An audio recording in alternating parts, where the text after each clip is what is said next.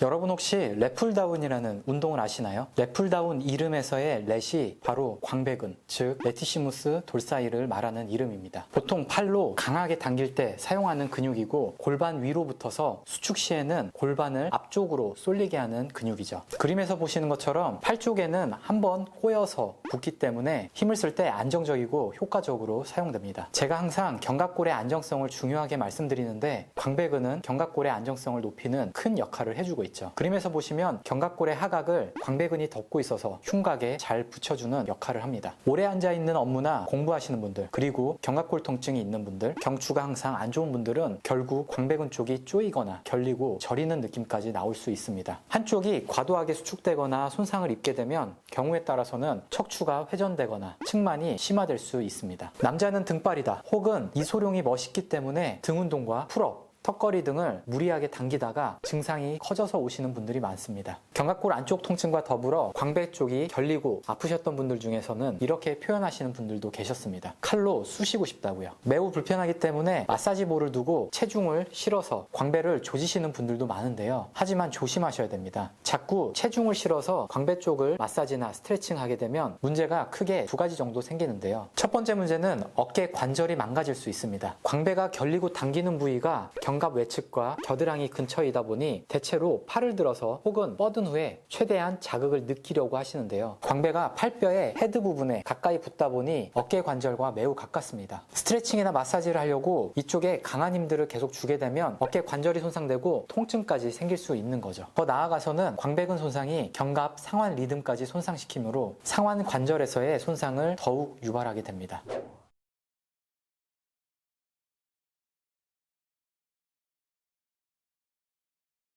두 번째 문제는 이쪽에 체중이 계속 실리다 보면 여기를 통과하는 신경들이 눌리게 되고 결국에 손상까지 유발될 수 있는데요. 이쪽 안쪽이 더욱 저려지거나 혹은 팔 쪽까지 저림이 나타날 수 있습니다. 왜냐하면 이쪽 광배근을 지배하는 흉배신경이 상완신경총에서 나오는 신경이기 때문이죠. 그러니까 이 신경 쪽을 과도하게 늘리려고 하다가 결국 팔 쪽으로 내려가는 상완신경총까지 자극을 받을 수 있는 겁니다. 그럼 광배 쪽에 문제가 있는지 확인을 해보셔야 되겠죠. 아까 말씀드렸다시피 광배근이 팔뼈 쪽에 한번 꼬여서 붙는다고 했었습니다. 그리고 척추와 골반 쪽에 붙고 있습니다. 이쪽에 문제가 있는 분들은 등이나 허리 쪽에 문제를 동반하고 있을 가능성도 매우 높습니다. 일단 문제가 있는지 확인해 보시려면 벽에 등을 기대고 서보세요. 그리고 일단 광배근이 팔에 꼬여서 붙기 때문에 꼬여 있는 걸 풀려면 손을 바깥으로 돌려서 풀어줍니다. 그 상태에서 팔을 쭉 올려서 귀에 붙여주세요. 이때 허리 쪽이 뜬다면 혹은 겨드랑이나 견갑골 외측이 매우 당긴다면 광배근 쪽에 문제가 생긴 겁니다. 그렇다면 스트레칭법을 알려드릴게요. 제가 계속해서 강조하는 게 스트레칭에 체중을 절대로 실으면 안 된다는 겁니다. 왜냐하면 어깨 관절과 신경까지 다쳐오는 경우가 매우 많아요. 그래서 되도록 바닥에 누워서 하는 것은 지양해주세요. 물론 나는 이것 때문에 잠도 못 자고 체중을 실어야지만 시원하다 혹은 그래야지 조금 풀린다 라고 하면 어쩔 수 없지만요. 그럴 때는 스트레칭이나 마사지가 필요한 게 아니라 치료가 필요한 것이니 절대로 무리하지 않게 하는 게 좋습니다. 자, 보다 안전한 방식을 알려드릴게요. 액티브 릴리즈 테크닉이라고 하는 방식의 변형으로 마사지와 스트레칭이 동시에 이루어질 수 있는 방식을 말씀드릴 거예요. 이 방식의 장점은 어깨 관절이 필요 이상의 과운동성으로 나올 수 있는 손상을 예방하고 범위를 제한시켜서 조심스럽게 할 수 있는 방식입니다. 자, 불편한 쪽 부위에 겨드랑이 쪽, 광배 쪽을 집어주시고 팔을 만세해 줍니다. 들었다 내렸다가 반복하면서 자극을 해주실 건데요. 만약에 이 방법이 조금 약한 것 같다 라는 분들은 벽에 팔을 대주고 상체를 살짝 숙여서 늘려주면 됩니다. 체중을 통해 광배를 집은 쪽에 자극이 최대한 가도록 하는 거죠. 물론 이때 몸통을 최대한 비틀어서 늘리면 시원할 수도 있는데요. 근데 결국 이렇게 몸통까지 비트는 방식은 체중을 많이 싣는 방식이기 때문에 손상될 우려도 있습니다. 바닥에서 하는 것보다야 낫겠지만 정말 너무 힘들어서 꼭 해야겠다라는 경우를 제외하고는 조심해주세요. 이미 범위가 잘 나오지 않고 짧아진 게 지속된 분들은 과하게 스트레칭 하시면 절대 안 됩니다. 하실 때 팁은 호흡을 편안히 해주시고 최대한 힘을 빼서 늘려주시면 됩니다. 이렇게 반복적으로 15초 정도 해주시고 30초를 쉬었다가 또 반복해주고 10회 정도만 해주시면 돼요. 헬스를 하시는 분들 중에 운동을 한 이후 능형근이나 광배근 쪽에 통증이 생겼다면 꼭 통증이 없어지는 것 확인하고 다시 운동해 주시는 게 좋습니다. 이게 근육통이라고 생각해서 계속 반복적으로 운동을 하다가는 손상을 입기 쉽거든요. 그리고 별로 불편하시지 않은 분들은 굳이 스트레칭을 과하게 따라하지 하지 않는 게 좋습니다. 왜냐하면 과하게 자극하고 나면 이 광배근 통증이 더 느껴질 수 있거든요. 그럼 지금까지 페인랩이었습니다.